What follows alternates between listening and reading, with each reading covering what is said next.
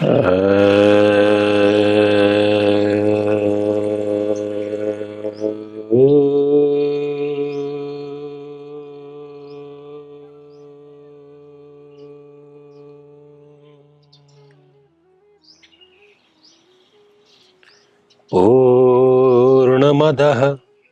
पूर्णमिदं पूर्णात् पूर्णमुदच्यते पूर्णस्य पूर्णमादाय पूर्णमेवावशिष्यते। ॐ शान्तिः शान्तिः शान्तिः।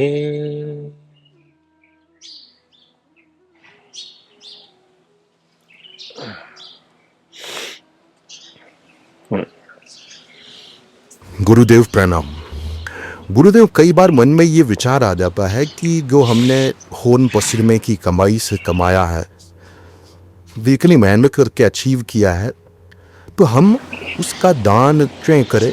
ये विचार कई बार मन में आता है। इसका क्या उत्तर है? क्या सही इसमें है? कृपया मार्गदर्शन करें। बिल्कुल सटीक जिज्ञासा है आपकी। ये प्रश्न उठना स्वाभाविक है कि मैंने कमाया है, मेहनत मैंने की है, पसीना मैंने बहाया है, तो फिर मैं किसी को दान क्यों करूं? ये प्रश्न है आपका।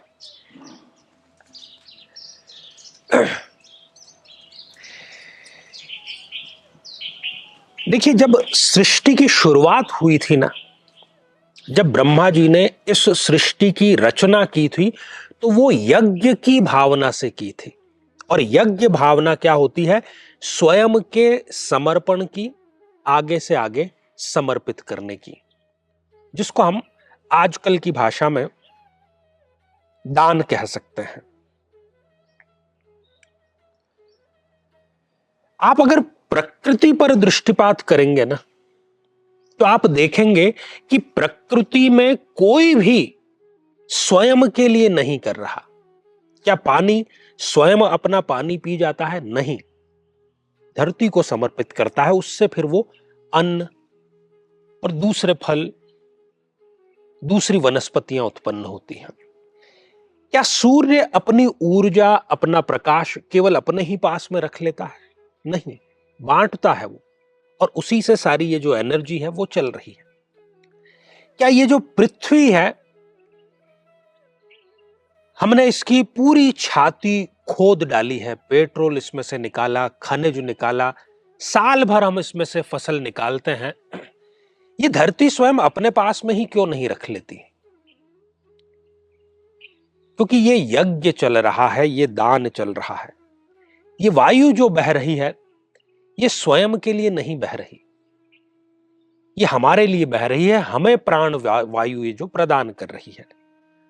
अग्नि स्वयं नहीं जलती, हमारी आवश्यकताओं की पूर्ति करती है। तो कहने का अर्थ यह है कि इन सब से हमें क्या सीख मिलती है? हम भी प्रकृति के ही अंश है ना, कोई हम एलियन तो नहीं, किसी दूसरे ग्रह से आए हुए नहीं, प्रकृति का ही हिस्सा है। तो हमें भी वैसा ही व्यवहार करना चाहिए। दूसरी बात, जब हम इस धरा पर आए थे, क्या हम अपना कुछ लेकर के आए थे? कोई धन दौलत, मकान, पद, कुछ भी हम नहीं लेकर के आए थे। और जब आप जाएंगे तब भी कुछ आप अपने साथ में लेकर के नहीं जाएंगे। दोनों जो छोर हैं खाली हैं। तो इस बीच में आपने यहां से ही पाया है, बशर्ते मेहनत की है आपने, यहीं से ही पाया है, तो यहीं के रिसोर्सेस से आपने पाया है, तो यहीं पर देना आपका कर्तव्य है। सही स्थान पर दें, यह विवेकपूर्ण कार्य करें। क्योंकि हम जाने में या अनजाने में, धनार्जन करने में कहीं ना कहीं चाहते हुए ना चाहते हुए छोटा सा ही सही झूठ, पाप, इसका सहारा ले लेते हैं। तो यदि हम अपनी अर्जना का, अपनी अर्जित कमाई का जब एक निर्धारित हिस्सा दान कर देते हैं, तो भाव ये रहता है कि हमारा जो अनजाने में हुआ पाप है वो हमने उसके निमित्त जो है वो दान कर दिया। ये प्रकृति भी निष्काम कर्म से कार्य कर रही, इसलिए ये सोचना कि ये मैंने किया है, ये मैंने मेहनत की है, ये तुरंत उसी वक्त आपके अंदर कर्ता भाव आ गया।